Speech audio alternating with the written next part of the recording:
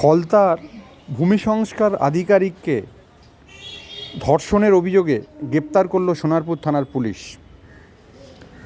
পুরো ঘটনার তদন্তে সোনারপুর থানা ইতিমধ্যেই তদন্ত শুরু করেছে এবং অভিযুক্তকে গ্রেপ্তার করেছে। জানা গেছে যে তার বাড়িতে পাইপলাইনের কাজ করতে যাওয়া এক শ্রমিকের মেয়ের সাথেই তার সুসম্পর্ক গড়ে ওঠে এবং সেই সম্পর্কে আস্তে আস্তে সেই সম্পর্ক ঘনিষ্ঠ হতে শুরু করে এবং সোনারপুর থানাতে এমনই অভিযোগ করা হয়েছে যে যখন সেই ঘনিষ্ঠ সম্পর্ক তৈরি হয় তখন মেয়েটি তরুণী ছিল বলেও জানা গেছে। অভিযুক্তকে ইতিমধ্যেই সোনারপুর থানার পুলিশ গ্রেপ্তার করে তদন্ত শুরু করেছে এবং গোটা ঘটনাটা দেখা হচ্ছে যে কি হয়েছে এবং জানা যাচ্ছে যে এই মেয়েটির সম্প্রতি বিয়ের ঠিক হয়।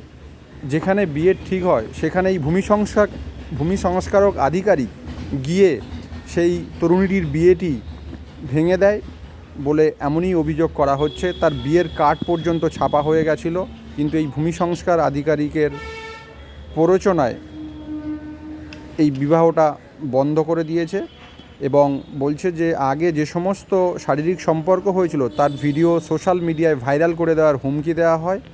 ইতিমধ্যেই মেয়েটি এবং তার পরিবার ভয় পেয়ে সোনারপুর থানায় লিখিত অভিযোগ করে এই ভূমি সংস্কার আধিকারিকের বিরুদ্ধে।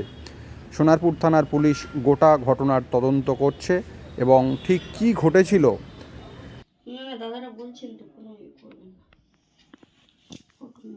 ফটোর সামনে আসবে।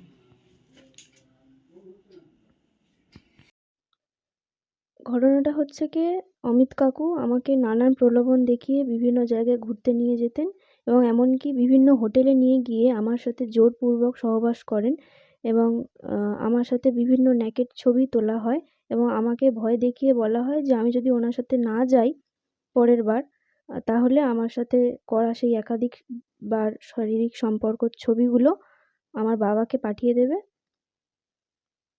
এবং সেই কারণগুলো দেখিয়ে আমি ভয় পেয়ে বাধ্য হয়ে ওনার কথা মতো যেখানে তিনি যেতে বলতেন আমি সেখানে চলে যেতাম। এখন আপনি কি চাইছেন? কিভাবে এই বিষয়টা জানাজানি হলো? বিষয়টা জানাজানি হলো, আমার বিয়ের খবর আমি জানি না কার মারফত উনি পেয়েছেন।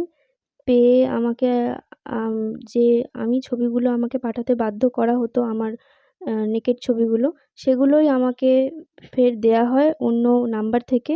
দিয়ে বলা হয় যে আরও এরকম অনেক 100 স্টিল ভিডিওস অ্যান্ড ফটোস রয়েছে এবং এইগুলো আমার বাবাকে পাঠিয়ে দেওয়া হবে আর কি। পাঠিয়ে দিয়ে এবং পুরো সম্পর্কটা আমি শেষ করব এবং সাথে তোমার উডবিকেই সেন্ড করে দেব।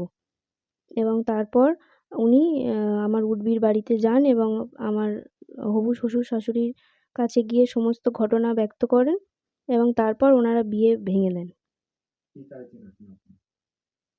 আমি চাইছি সমাজের কাছে যে চরম অশান্তি আর ভোগান্তি হলো, আমার মান সম্মান নিয়ে যে ছেলে খেলা হলো, আমার বিয়েটা ভেঙে গেল এবং তার জন্য যাতে আমি ওনার কঠোর সাজা দাবি করছি এবং ক্ষতিপূরণেরও দাবি করছি।